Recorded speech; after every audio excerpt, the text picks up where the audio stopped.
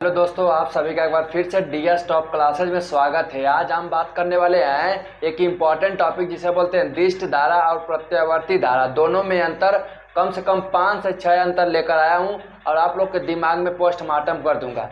कभी कभी यह अंतर में ही पूछा जाता है और कभी कभी इसका डिफिनेशन पूछा जाता है। चलिए देखते हैं बिना किसी लेट के।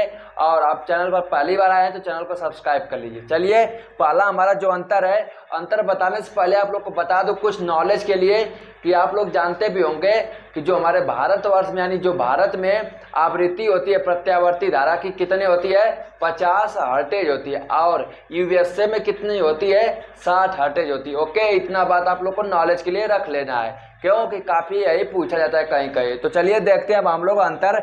अब पहला अंतर जो हमारा है यानी प्रत्यावर्ती और दिष्ट धारा में क्या है, तो देखिए आप लोग जानते होंगे प्रत्यावर्ती धारा को इंग्लिश में कहते हैं अल्टरनेटिव करंट, यानी दिष्ट धारा को दिष्ट को डायरेक्ट बोलते हैं, धारा को करंट बोलते हैं, आप लोग जानते होंगे। और शॉर्ट फॉर्म में क्या बोलते हैं, प्रत्यावर्ती धारा को AC और दिष्ट धारा को डायरेक्ट से यानी DC। इतना आप लोग को दिमाग में सेट हो गया होगा। अब बात कर लेते हैं कि भैया एक एक अंतर हमें पढ़कर बता दीजिए। तो हमारा पहला अंतर है इस धारा का परिमाण एवं दिशा समय के साथ बदलता है। देखिए आप लोग के बुक में भी लिखा होगा कहीं कहीं, अगर बुक में नहीं लिखा है तो आप लोग को स्क्रीनशॉट ले लीजिएगा क्योंकि याद करना जरूरी है। अब बात कर लेते हैं कि दिष्ट धारा क्या होती है। इस धारा का मान समय के साथ नियत रहता है, यानी प्रत्यावर्ती धारा में समय के साथ परिमाण और दिशा दोनों बदलते रहता है। यानी किस तरह चलता है आप लोग फिगर देखे होंगे।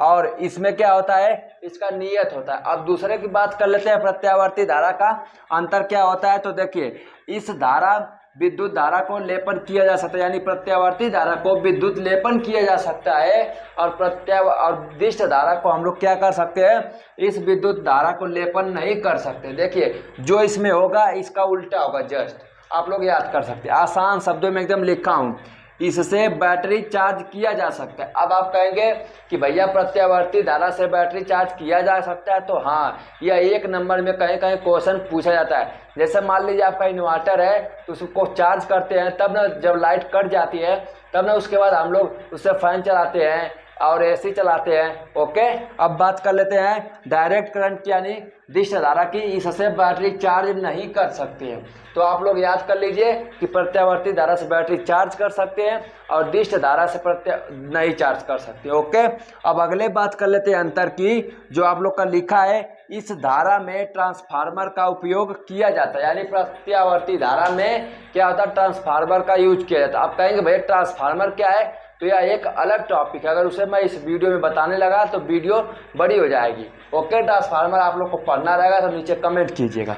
अगली बात कर लेते हैं, इस धारा में ट्रांसफार्मर का उपयोग नहीं किया जा सकता है। आप लोग अगर इधर का याद कर लेंगे प्रत्यावर्ती धारा का तो अपने से इसे बना सकते, उल्टा होता है। ओके, तो इसमें धारा में क्या होता है, ट्रांसफार्मर का उपयोग नहीं किया जा सकता है।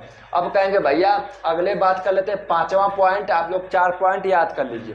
यह धारा चुंबकीय एवं रासायनिक प्रभाव सूचित नहीं करता, यानी प्रदर्शित नहीं करता है। और कौन सा प्रदर्शित करता है, केवल ऊष्मीय प्रभाव को सूचित करता है। ओके, अब बात कर लेते हैं दिष्ट धारा में, तो यह किसको प्रदर्शित करता है। देखिए यह धारा चुंबकीय रासायनिक ऊष्मीय प्रभाव यानी चुंबक और रासायनिक और किसका ऊष्मीय प्रभाव, तीनों को प्रदर्शित करता है। और प्रत्यावर्ती धारा 2 को तो सूचित करता है नहीं करता है और सिर्फ एक ही को सूचित करता है, किसको, ऊष्मीय प्रभाव को। ओके, अब बात कर लेते हैं कि भैया इन दोनों धाराओं में से खतरनाक कौन, यानी सबसे ज्यादा कौन मारती है। तो देखिए धारा चाहे कोई भी हो या प्रत्यावर्ती हो या दिष्ट हो, तो खतरनाक तो दोनों हैं, पकड़ेगी तो छोड़ेंगे नहीं।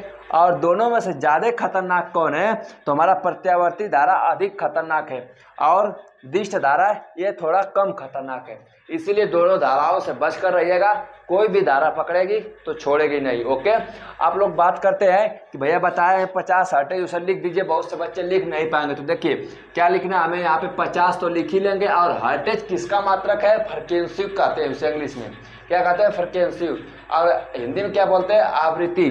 तो H और Z लगा लेंगे तो क्या हो जाएगा, 50 हर्टेज। यह कहाँ का है, भारतवर्ष का है। और यूएसए का कहाँ पे है 60 हर्ट्ज। इसका मतलब क्या था भैया बता दीजिए। तो देखिए जैसे मान लीजिए आप लोग मुझे देख पा रहे हैं तो जल रहा है, आप लोग को तो दिख रहा होगा अपने रूम में जहाँ पे बैठकर वीडियो देख रहे हैं कि बल्ब तो जल रहा है, लेकिन यह क्या होता है प्रति सेकंड यानी 1 सेकंड में 50 बार यह जलता है और बुझता है। ओके, अब आप कहेंगे भैया यह कैसी बात कर दी कि यह 1 सेकंड में 50 बार जलता है और बुझता है। तो देखिए हमारे आँखों का पता नहीं चलता है, यह इतनी तेजी से जलता है और बुझता है कि हमारी आंखों नहीं पकड़ पाती है कि कब जल रहा है कब बुझ रहा है। ओके, तो आई होप आपको जानकारी अच्छी लगी होगी और ऐसी वीडियो पाने के लिए नीचे सब्सक्राइब करें, लाइक करें, शेयर करें। जय हिंद, वंदे मातरम।